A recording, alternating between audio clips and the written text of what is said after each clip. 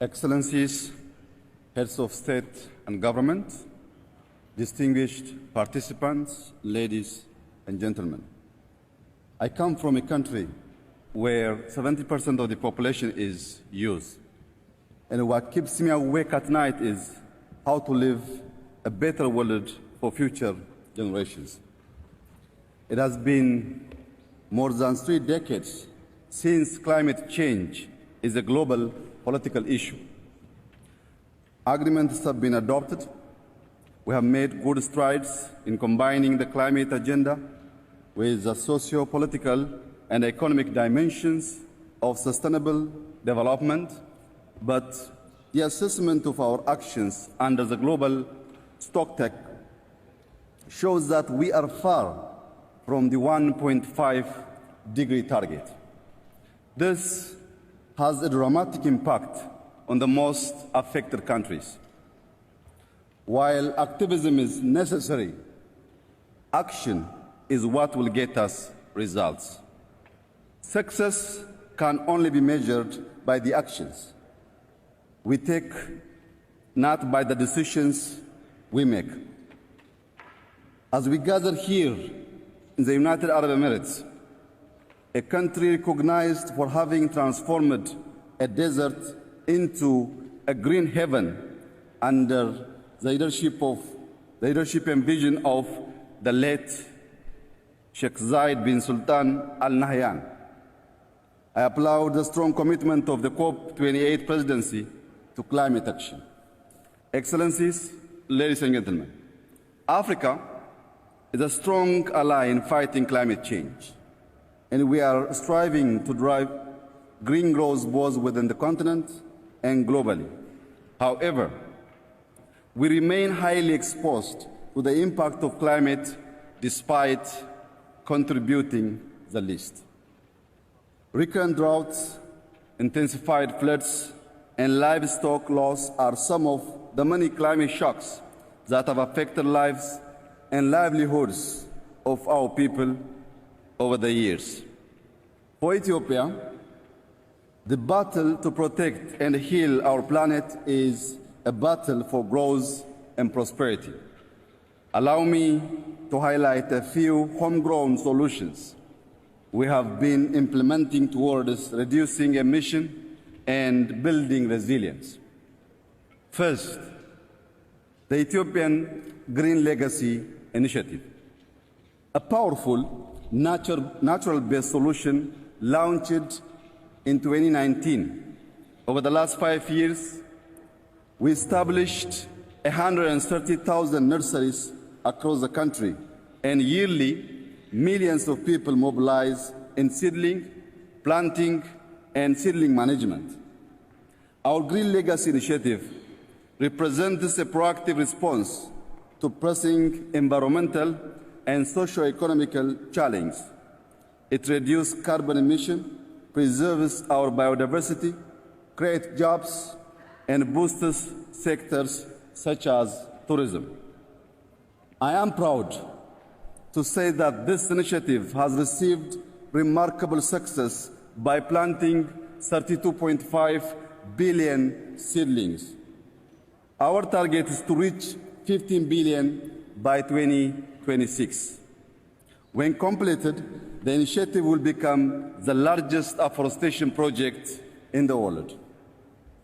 The impact of our initiative extends beyond borders as we are sharing seedlings with our neighboring countries. It can further play a catalytic role in Africa and complement existing initiatives such as the Africa Forest Landscape Restoration Initiative and the Great Green Wall. Second is our action on transforming our food system.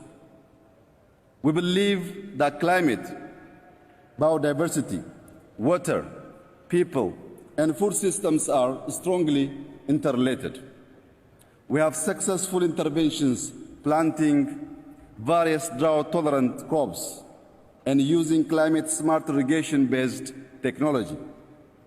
Noteworthy is our national wheat production program, whereby we produce 6 million hectares in 1 year, making Ethiopia the largest wheat producer in Africa. This has relieved us from decades of wheat import dependency and made us a wheat exporting country. As part of the Green Legacy Initiative, we have extensively expanded the cultivation of perennial crops and fruits. Furthermore, to diversify sectors prone to the impacts of climate change and promote nutrition-sensitive agriculture, we are increasing our country's supply of poultry, dairy, livestock, and honey through a program called Yelemat Turufat, loosely translated as a bounty of the basket. We have an urban initiative whereby we encourage eco-friendly and resource-efficient greening and farming methods. Our sustainable agricultural practice optimize effective water management and prioritize investments in renewable energy-based irrigation systems. Third, we have been investing extensively in renewable and green energy resources. Ethiopia has the potential to generate over 60,000 megawatts of clean energy by expanding hydropower, solar, wind, and geothermal sources. Our target is to triple our current power generation capacity and double our energy utilization efficiency by 2030. This will allow us to achieve universal access to electricity, minimize dependency on biomass fuel, and provide the opportunity to our industries to reach their net zero targets by 2050. Last are our bold actions in the transport sector. We adopted policies to encourage the use of electrical vehicles that resulted in a sharp increase of hybrid and electric cars on our roads while reducing the macroeconomic burden of importing fuel.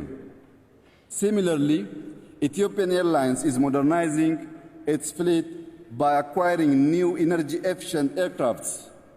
Furthermore, we have electrified railways, a growing non-motorized transport infrastructure, and we are expanding our mass transit system. Excellencies, ladies and gentlemen, these are concrete examples of action. We are actioning our nationally determined contribution, and our progress is a testament to our commitment to the Paris Agreement. I now call upon a collective global action for a stepped-up climate agenda. The major challenge in scaling solution is the cost of capital and how international financing is structured. No country can effectively confront the climate challenge if debt is a burden. This is why the G20 must work to implement bolder and timely debt relief plans to help the most affected countries overcome debt distress, address climate challenge, and pursue more equitable and sustainable economic growth objectives. At the same time, pledged funds must be dispersed. I would like to conclude by urging all parties to negotiate in good faith and come up with innovative outcomes as we collectively tackle the impact of climate change. While you're here working hard for successful COP28 outcomes, I invite you to visit our Green Legacy Pavilion and enjoy a good cup of Ethiopian coffee. I thank you.